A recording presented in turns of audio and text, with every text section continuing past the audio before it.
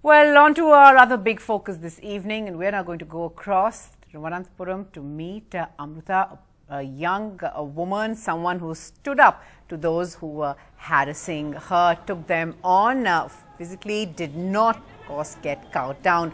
Sneha is now joining me with more on this. Sneha, she's of course quite a brave heart. You have spoken to Amrita in the past as well. How does she see, you know, the attacks on women all around the country? There's of course the big one at the moment in her state, that of the Surinelli victim. We've seen the indifferent, the callous comments that are being made by politicians there. How does someone like her, who stood up to those who were harassing her, see what's playing out?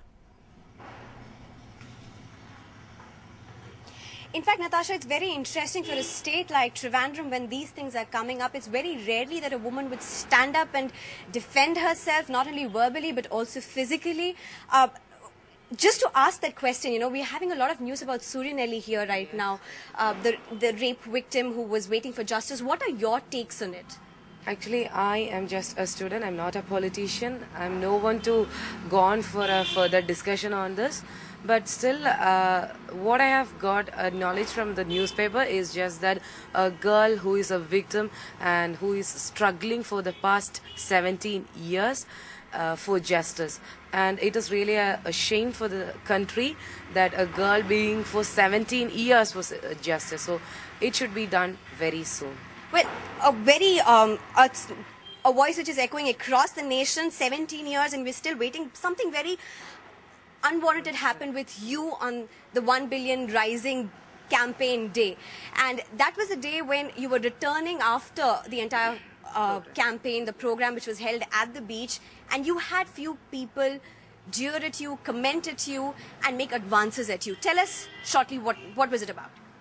It was actually, as you told, I was a part of 1 billion rising, where I was leading the bike rally.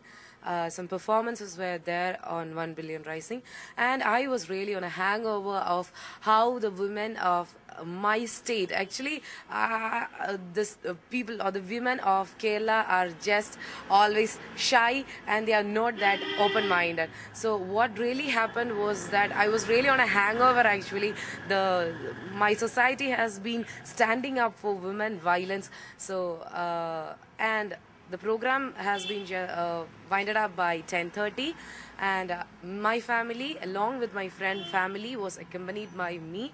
I was on to a very famous junction in Trivandrum, Bakery Junction, and I have been there for I have been there in a food stall for getting food. We parked the vehicle. There was no parking problem. There was nothing up around there to make a mess over there. What really happened was that two guys on a Scorpio, which is a vehicle of government of Kerala, they came, just parked their vehicle just parallel to our car, and they were showing unwanted gestures to my friend sisters.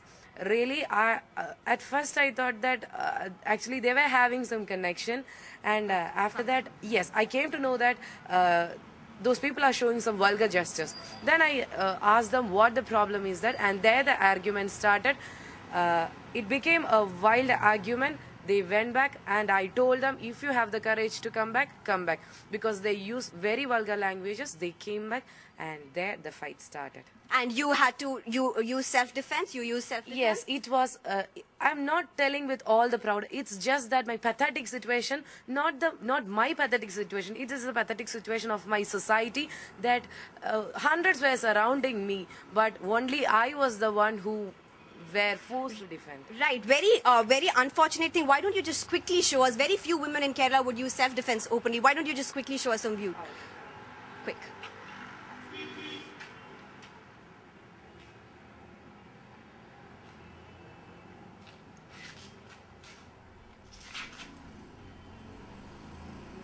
Of course, perhaps some of those self-defense techniques that helped her ward off all those attackers there, all those who could have changed the way that evening would have gone for Amrita and her family. But Amrita, thanks very much for taking our time to speak to us. Sneha, thanks very much for bringing us Amrita's voice there, lessons that so many of us could do well to remember. Thanks very much, both of you, for joining us on Prime Time.